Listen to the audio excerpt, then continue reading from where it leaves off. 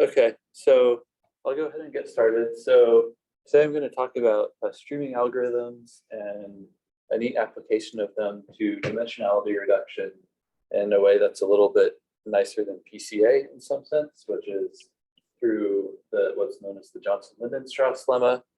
So with streaming algorithms, we do need a little bit of probability background.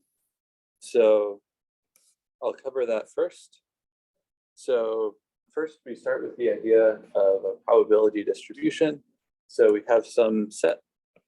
It might be of colors, say red, green, and blue. And then we assign some probability to seeing each thing.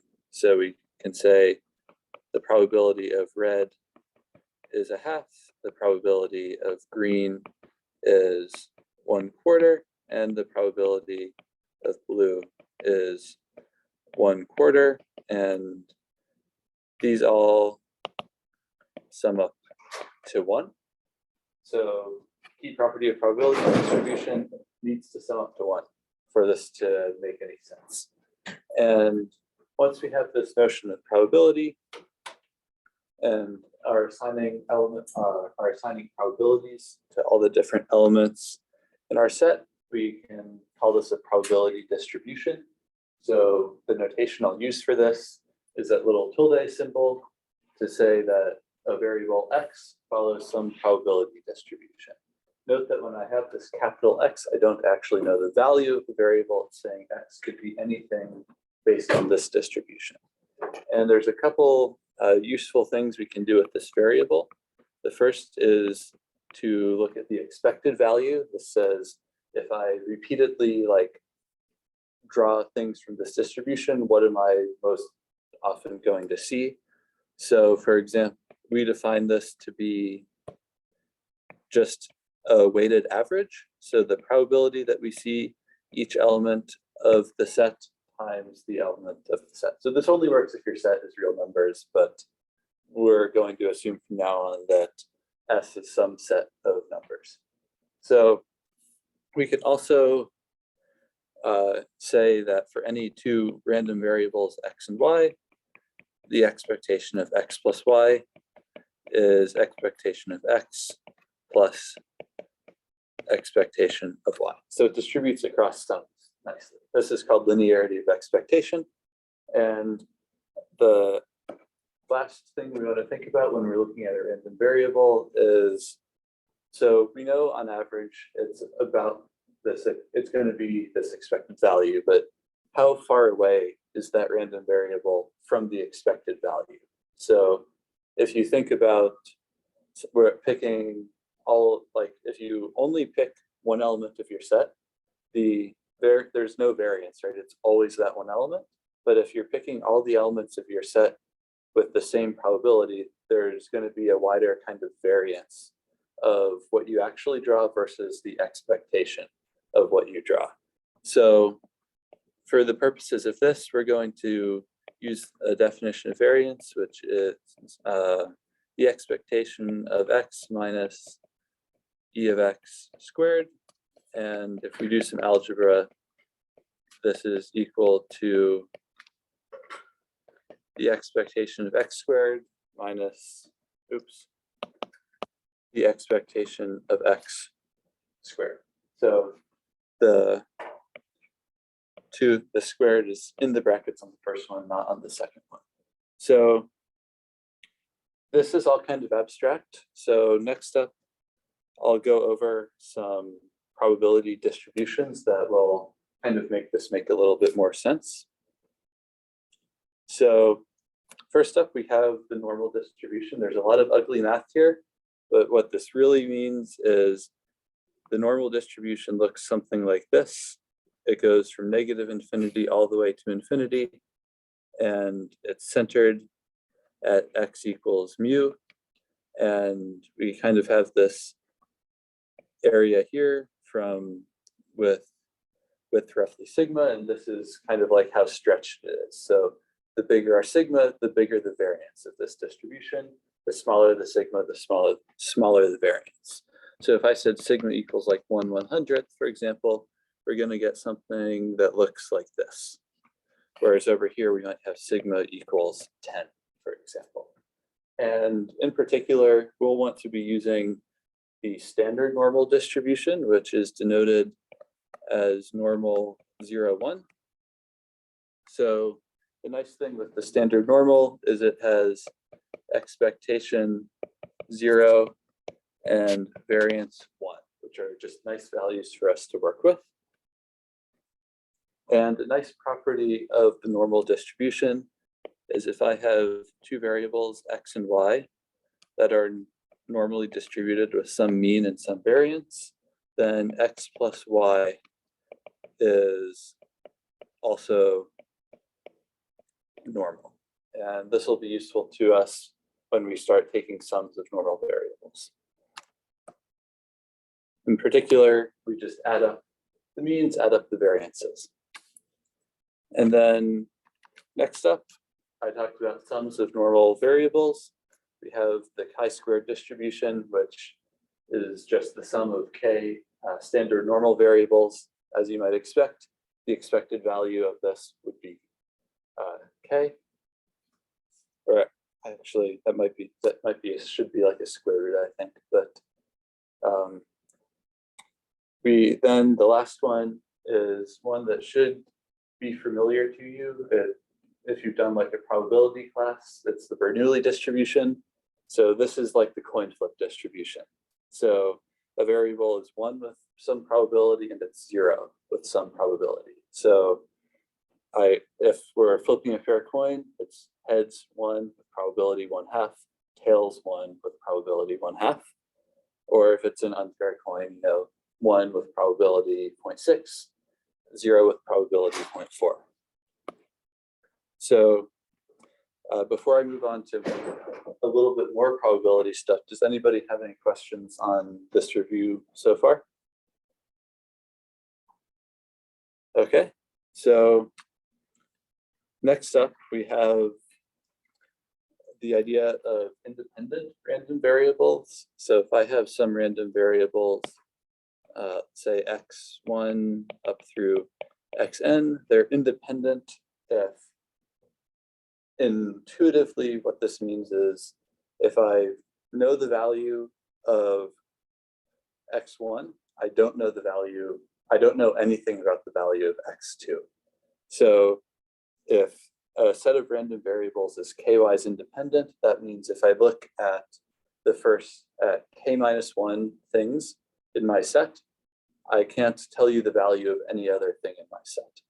So this is useful to us because when variables are independent, we're able to do some better stuff with inequalities. A more formal way of saying this is that if we look at their probability distribution, there's kind of this product rule. We won't actually need to use this rule, so I won't cover like the proof of why that works. And the big thing with k-wise independent random variables is that the expectation of their product is the product of their expectations. So now we've given ourselves, we already have the tool to move the sum outside of the expectation. And now if we add just a little more assumption, we can move the product outside of the expectation as well, which will make our computations easier.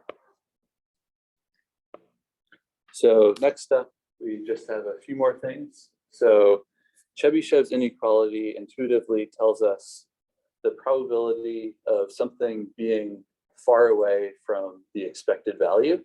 And what it says is that as you get further and further away from your expected value, the probability of that happening decreases like roughly quadratically.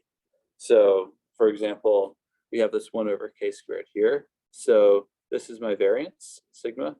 So sigma is square root of variance. So if I would say 2 times the variance away, or I'm like 2 sigma away from the mean, that only happens with probability 1/4. And this will be useful to us because streaming algorithms are based on the idea of not outputting an exact answer. We want an approximate answer. So we want to be able to get k times sigma very small. And then last up, we have the Chernoff bound. there are several versions of Chernoff inequality. The one that we care about is if we have some variable that is a sum of Bernoulli random variables. So, I can say y1 up through yn are Bernoulli with some probability p. And then that tells me if I say x is the sum of these Bernoulli random variables, we know that the expectation of x is n times p, because there's n random variables, each with expected value p. And what this says is that when we are willing to assume the full independence, we get an exponentially decreasing bound the further we get away from our expected value. And that'll be useful to us because we want to make our streaming algorithm output the correct answer with high probability. So once we have a decent enough answer, we can show that we don't need to do too much work to make our decent answer outputted with high probability. Any questions on this? Okay, so now for the actual algorithms part of this. So the streaming model is a bit different than normal algorithm stuff you might be used to. You don't have access to your entire input. You can't say, I want to get the 5th element of the stream. I want to get the 70th element of the stream. Your algorithm receives elements one by one. For each element, you can make a decision. You can store that element somehow, or you can just not do anything with it, essentially. So we want to, and the number of elements in the stream is too big to store in memory. So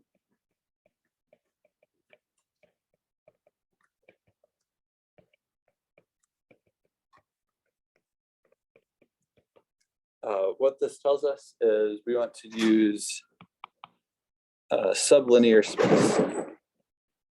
And generally, we'll be willing to take a bit of a hit to our accuracy in order to not use as much space. So an example of a streaming situation might be that you are YouTube and you receive a stream of YouTube video views.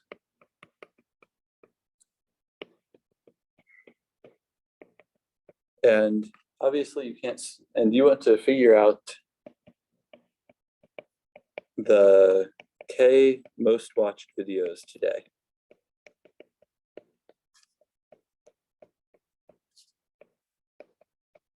So obviously there's not enough room in RAM to store a hash map of YouTube video ID to number of views. So you want to do something a little more clever. So in this case, you want to keep a data structure with say like O of K space and update that when you see a video. And as it turns out, you can actually do this and get an exact answer for the K most watched videos of the day. No approximation involved. This is called the Misra-Grease algorithm, if you're curious to learn more. But in general, streaming algorithms, a problem like this, we aren't going to be able to output an exact answer. So one nice approach for getting an approximate is a technique called sketching, which I'll cover next. But before I do that, does anybody have any questions on the idea of this streaming model? Okay, so wait, hold on. Apparently I didn't put pauses there, so I'll just insert a new page and do all scribbles. So generally what we want to do is the output of our streaming algorithm should be a random variable. And we'll call it Z. And we want to say that the expectation of whatever we're outputting should be whatever function we want to estimate over the stream. So sigma is our stream. So G and the previous example would have been the top K elements of the stream. And in that example, randomness doesn't necessarily make sense, but whatever we're outputting, we want that we want the expected value of that to be whatever we're trying to compute on this stream. And we'll first start by, that seems really hard to do. And it is. It's hard to do it with good accuracy. So generally, we'll have that the variance of this estimator is really high. In particular, it's roughly like the variance, how far we can go from the expected value is really big. It's about the same as the expected value, modulo some constants. And that seems like not great. So a really kind of simple idea of how can we reduce the variance is to just do this multiple times and take the average.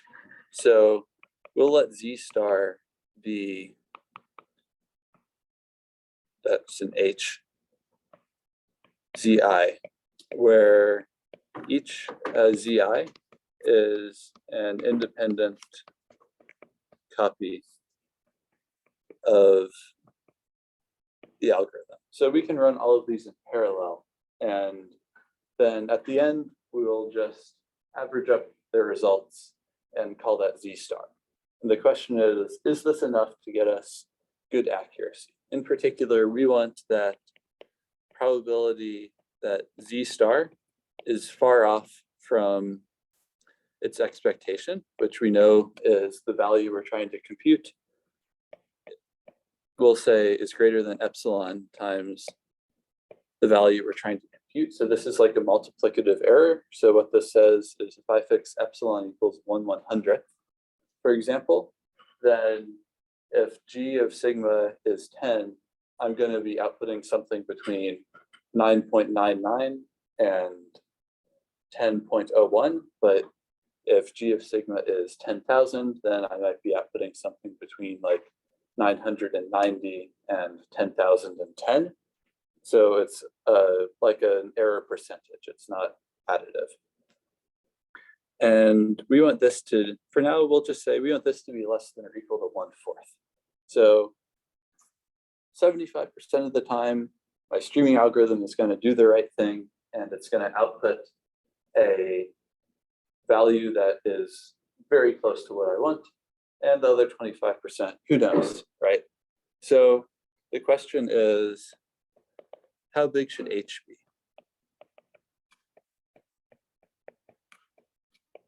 Because if H is O of n, then we're doing our thing O of n times and we are using way too much space.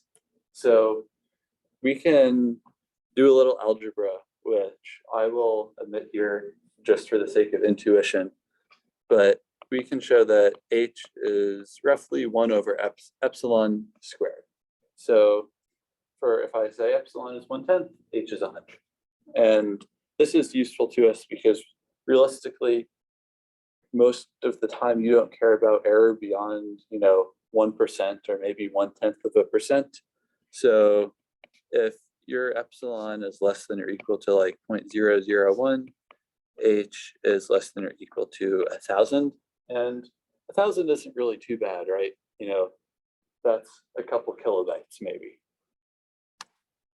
So now we've got this estimator that is accurate with probability 1/4. And we want now, our next goal is we also want to control how often it fails. So we want to output some z prime so that the probability our z prime is bad is less than or equal to delta for some parameter delta that I specify. So I could make delta very small. So if epsilon and delta are both small, that means I get a very accurate answer with a very, very high probability. So this is where Chernoff's bound. So I should clarify that this came from Chebyshev, because we have that variance of z star is 1 over h times the variance of an individual estimator. So by making h sufficiently large, we're able to decrease the variance. And now we have a bunch of estimators that we have one estimator that's good with probability 1/4. So let's take a very similar idea, but instead of doing average, let's do median. So I have estimators z1 star up through zk star that fail with probability 1/4. So we can create a Bernoulli random variable for each of these. So I'll create these as x1 up through xk. And this random variable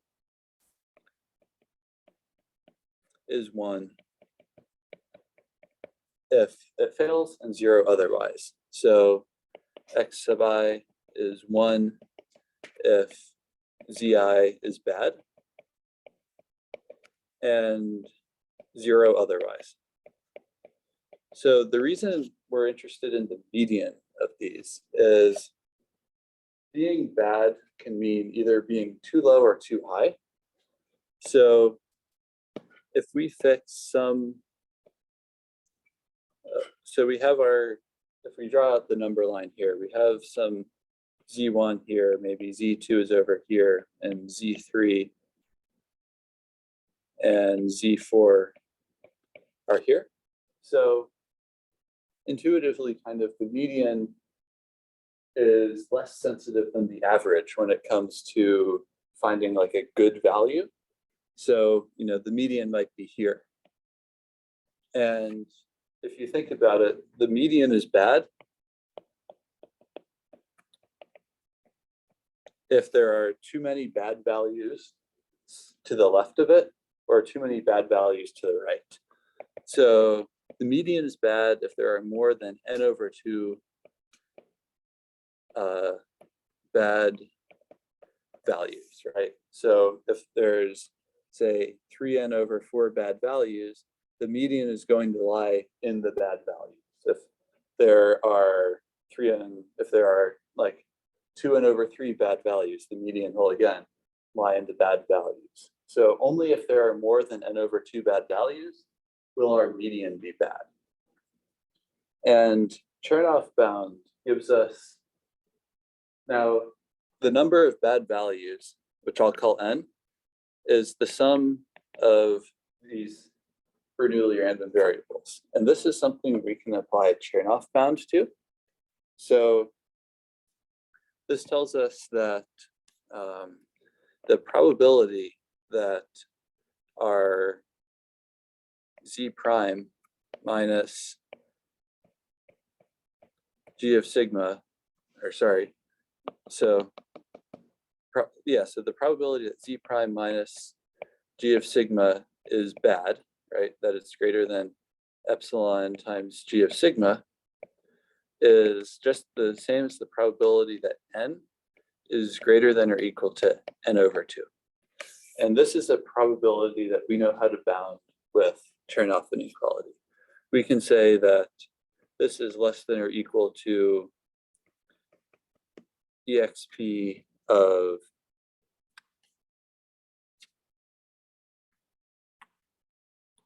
let me find the exact value. So I'll write out one more intermediate step here. just to explicitly apply Chernoff. So we have that this is the same as n being bigger than or equal to 1 plus 1 times its expected value, which we know is 1/4. And this is less than or equal to e to the power of negative k over 12.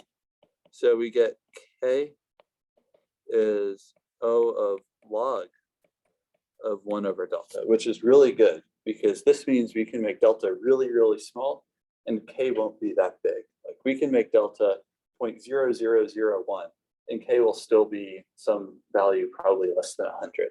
So this gives us really good kind of memory usage because now we have O of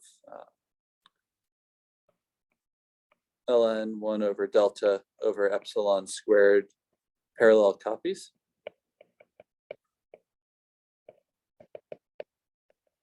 And we multiply that by the space used by each copy, which if it's sublinear, won't be that much space. So overall, we're using a fairly small amount of space, but we're still outputting a really accurate estimate. So when we're working on finding a good streaming algorithm, what we really only care about is that first step of we want to find some variable z that satisfies this expected value property and has not great variance. If we can do that, we can just apply these steps as a black box and transform that into a streaming algorithm that works very well.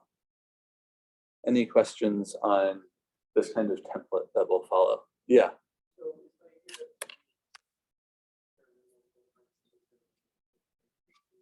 Yes.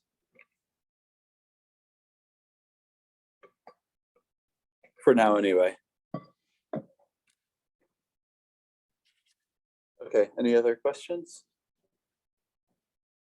Okay, so next up, we want to do L2 estimation. So the kind of context for this is we're going to receive a stream of values that are integers between 1 and n. And we want to determine, and we have this idea of the frequency vector. So for example, if my stream is 1, 1, 5, 7, my frequency vector is going to look like 2, 0, 0, 0, 1, 0, 1, for example. It just counts the number of times I've seen each of the items in my stream. And what we want to do is estimate the L2 norm of the frequency vector. So this is Euclidean distance, essentially. We can take the square root of things. So to make things easier, we'll just estimate the L2 norm squared.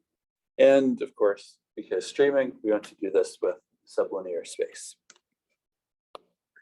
So just to write it out on paper, we define this L2 norm as just the squares of all of the different parts of our frequency vector.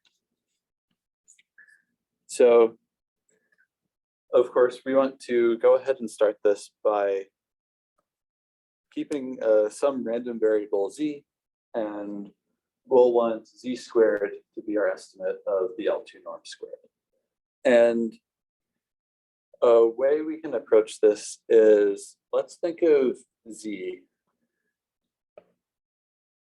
being, say, the sum of something, because it's really easy to add as an operation whenever you see an element. So making z a sum is going to be pretty nice for us. And we know you probably want, so this is our end goal, right? We want z to be, the sum of all of the frequencies. And just, it's not super intuitive why this works, but for now, we'll throw on, multiply it by some random variable y sub I. And we'll work backwards and figure out what this y sub I should be. So we know that the expectation of z is going to be the sum of all of these frequencies times the expectation of these y sub I. And we know that the expectation of z squared is going to be the sum of f sub I squared times the expectation of y sub I squared plus 2 times some sum that has expectation of yi yj times fi fj. So this is just like the expansion of a polynomial squared. And you'll notice here, this is starting to look like the L2 norm, right? We've got a sum of f sub I squareds. And if to make this really look like the L2 norm, what we want is that the expectation of these individual y sub i's should be squared, should be 1, right? Then that goes away, and then we get the L2 norm definition on the left. And on the right, we want this thing on the right to completely go away. So we want expectation yi yj to be equal to 0. And the way we can do this is we will let the yi be like 2 y's or pairwise independent.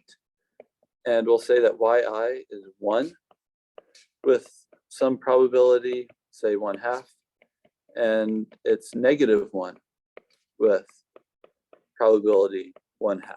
So if the average of 1 and -1 is 0, so the expected value of yi times yj is 0, and the expectation of the variable squared, well, the variable squared is always 1, right? 1 squared is 1, -1 squared is 1. So this, if we pick the yi accordingly, this gets us that the expectation of z squared is equal to the L2 norm of the frequency vector squared, which is what we were trying to accomplish. And if we do a little more math, which I'll admit because it's kind of boring and a lot of inequalities, we can show expectation of z to the 4th is less than or equal to like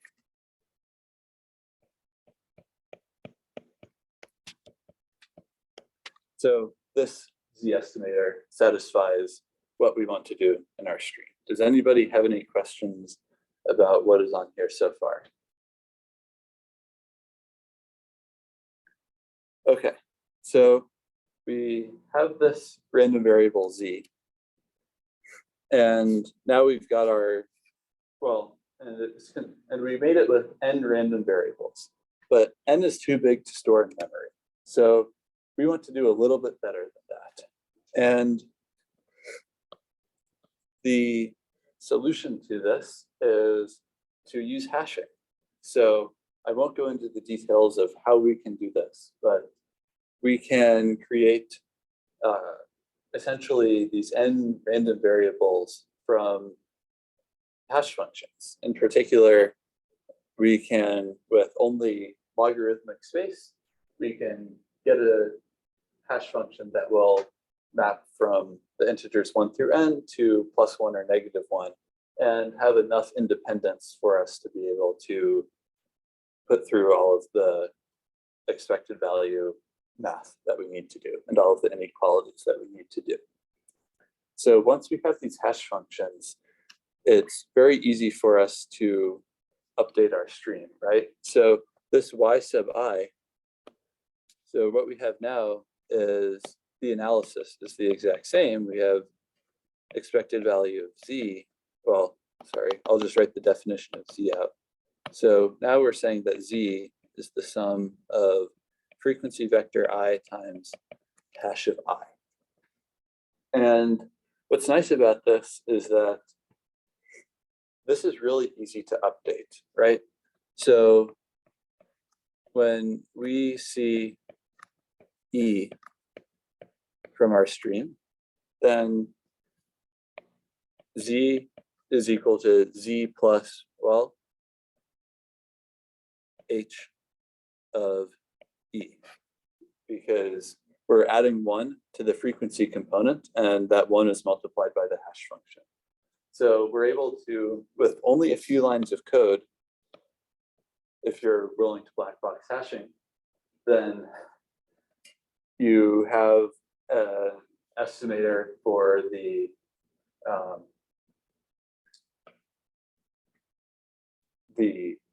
L2 norm of your frequency vector. So this is useful because we can just go ahead and blindly apply our averaging and our median trick, and with O of ln 1 over delta log n over epsilon squared space, we can get an epsilon delta accurate approximation for the L2 norm. But one thing you notice here is that I never used the fact that each of our frequency vector entries was a positive integer, and I never used the fact that it was an integer. So we can kind of expand what we are doing and now assume we're getting updates of the form. Here's an index to my vector, and here's how it's changing. Yeah. Real quick, how do you choose those hash functions so that they're pairwise independent? I can explain that after. Is that not trivial? That is non-trivial. Has fields and things.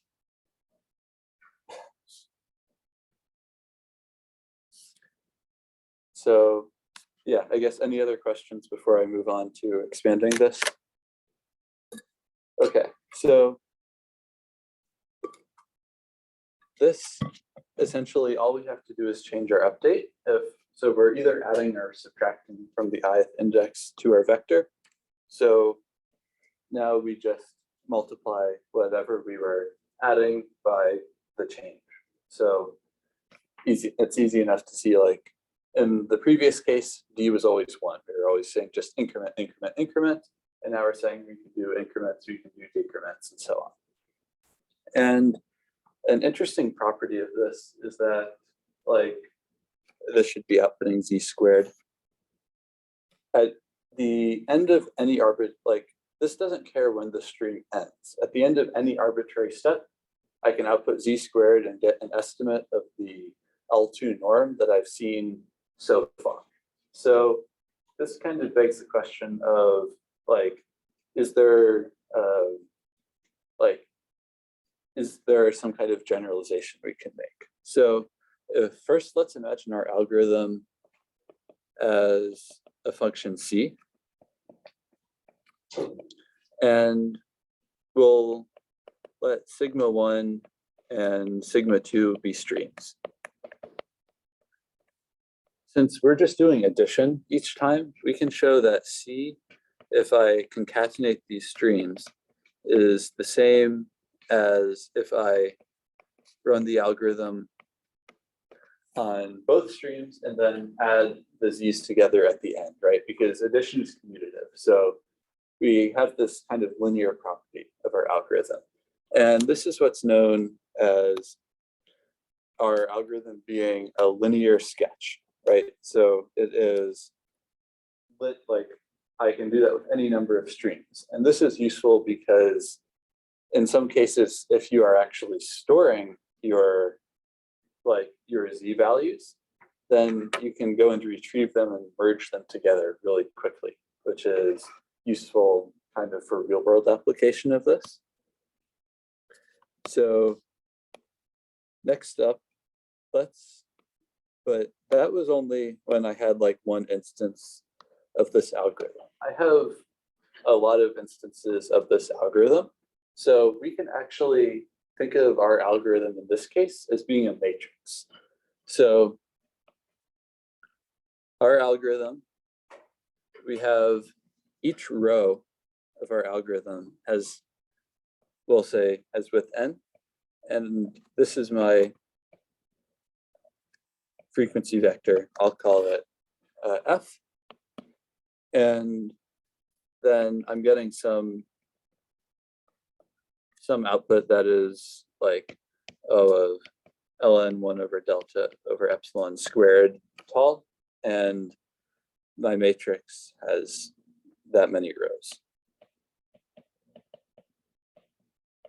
And the entries of these rows are just the hash function values. So we have h of 1, h of 2, all the way up through h of n.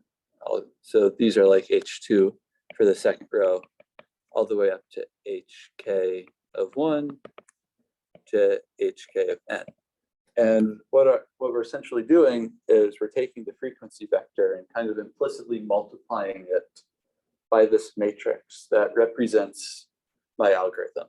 And we're taking it from some n dimensions, and we're bringing it into some ln 1 over delta over epsilon squared dimensions. And the length of that vector in that smaller dimension is roughly the same as the length of the vector in the higher dimension.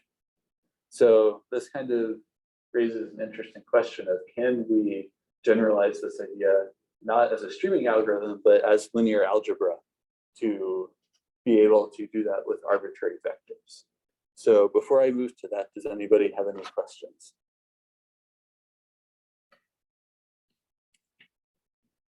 Okay, so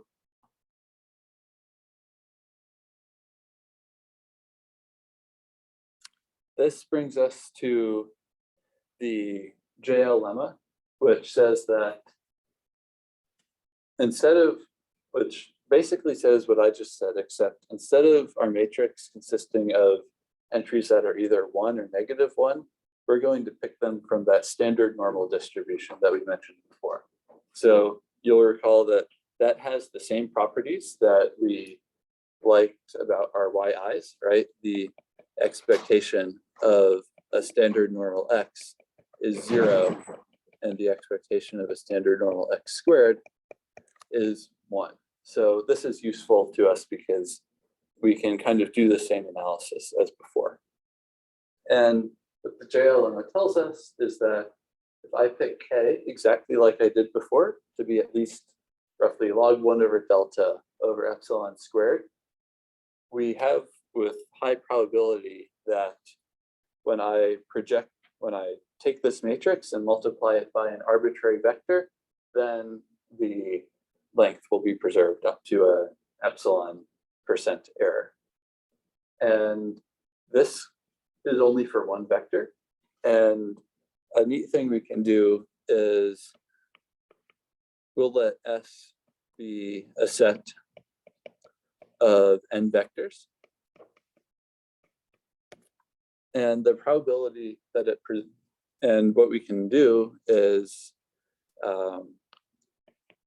if we set delta equal to, say, 1 over n squared, then JL matrix will preserve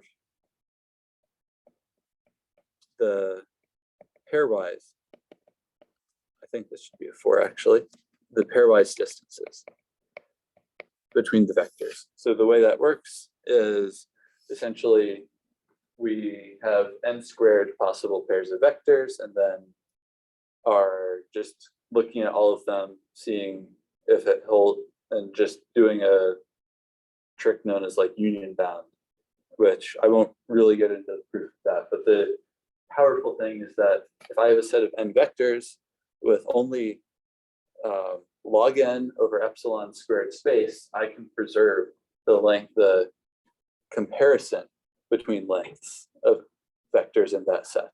And that's really useful because if you have some database of vectors that some ML model generated as an embedding, you want to be able to search that quickly. And it's a lot easier to do that if your dimension is lower. And here, our dimension doesn't depend on the original dimension of the vectors. It only depends on how many vectors you have. So the kind of intuition for why this is true is that we can just like repeat the same analysis as before. So we have So we'll take some vector and we'll just assume its original length is 1 because, we can scale easily enough. And we'll use the fact that the sum of 2 normal variables is also normal. So we can consider row by row our output vector. So each entry of this is the sum of a bunch of things from our matrix times an entry in our vector x. And we can do some of the same analysis as before, show that it is a normal variable. And then if we look at the distribution of the sum of all of these, of the normal variables, then there's a useful inequality for us that, just like Chernoff kind of tells us, the sum won't be bad. It'll be close to the expected length, and plug in the appropriate value for k, and we get the probability that we want. So this is essentially the same template as we followed before, but just a little bit more math, like with normal variables, which isn't super important. The general intuition for why this works is that we're picking something that is kind of, we're not picking like a subspace necessarily of Rn, but we're picking something kind of close to a subspace. And it's completely random, right? All of our all of our quote unquote basis vectors are just random values with 1s and 0s. So it's close to being a subspace. And this kind of randomness of our basis vectors means that when we're projecting some vector that we don't know anything about into this kind of subspace thing we've created, that vector is very unlikely to have anything to be like completely orthogonal to any of our vectors in a way that would make the projected length much smaller. So the reason this is useful again is for things like ML. You can just JL everything and then run the algorithm that you want to do for clustering or whatever. And you can also do it for a lot of geometry problems. So there's a technique called corsets for geometric approximation, where you take a big input and then reduce it to a smaller input, and you can use JL to generate corsets. And the big thing, the big takeaway from this is that JL matrices are oblivious to the data. That matrix I created, I did not look at my data before I created it. I just said I'm going to fill it with random variables and then it will work. If you're doing something like PCA, you're going to have to look at your data, pick which dimensions you want to keep in your projection. And that becomes very difficult when things are in very high dimension. You don't want to be looking at 100 different dimensions. JL gives you for free that you're completely oblivious to your data, but still get good distance estimation with kind of the same accuracy as PCA or other techniques. So that's a really, really useful thing. And then the last big thing with JL is that we can actually extend it a little bit further to subspaces of R to the n. So if you have any linear subspace of R to the n and are only concerned about vector distances in that subspace, JL will kind of for free give you the ability to preserve distances between any of the vectors in that subspace, of which there can be infinitely many.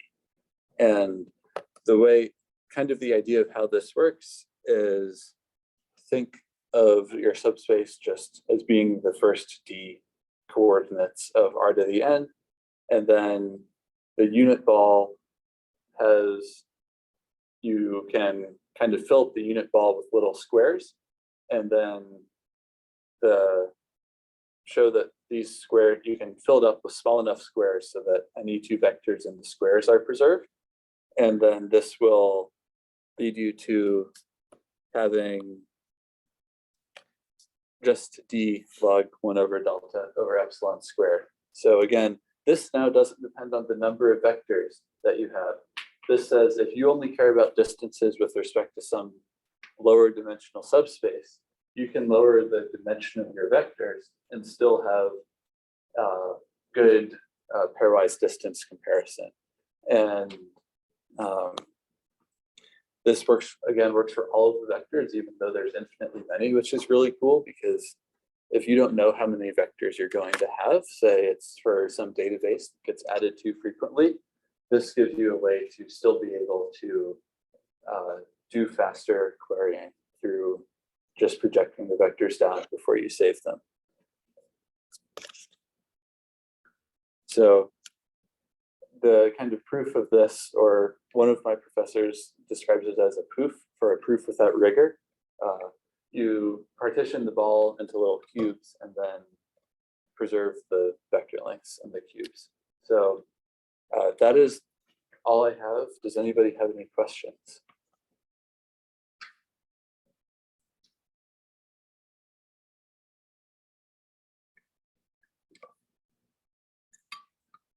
So you could apply this to any you want to compute some value over a vector.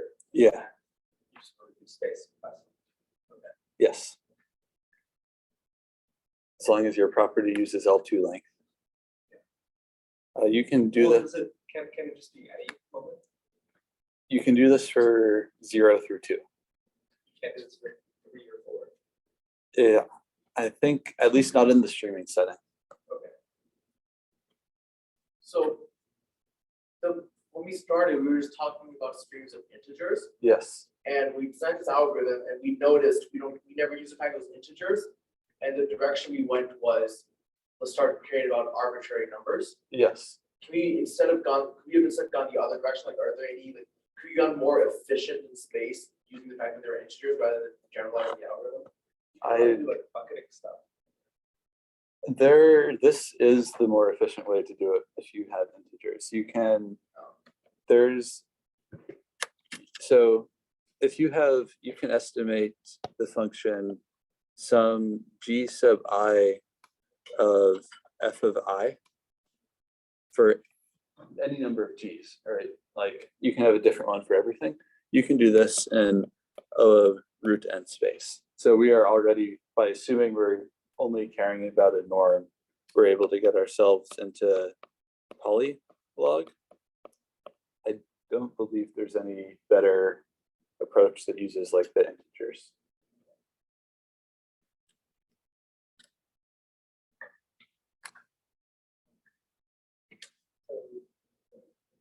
So you consider the problem of like estimating the L2 norm as the frequency of vector Yes. by multiplying it like the y axis. Yeah.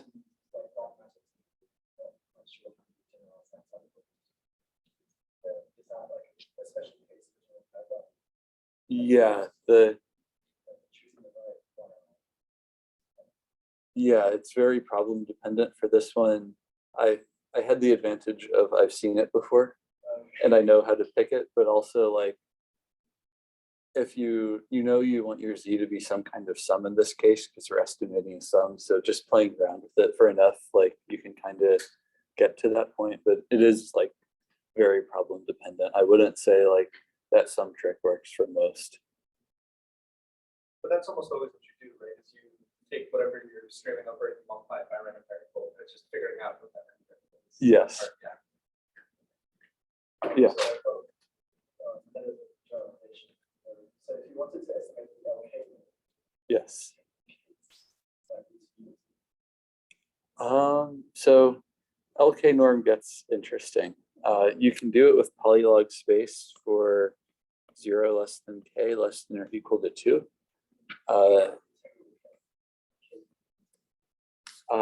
Then you're going to be roughly root n space.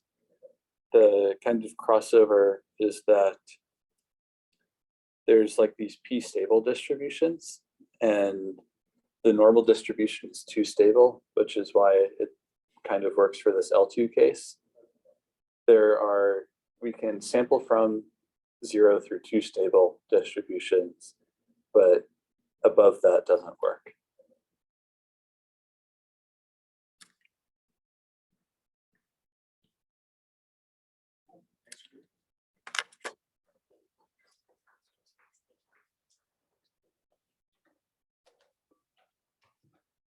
I think I might have something wrong.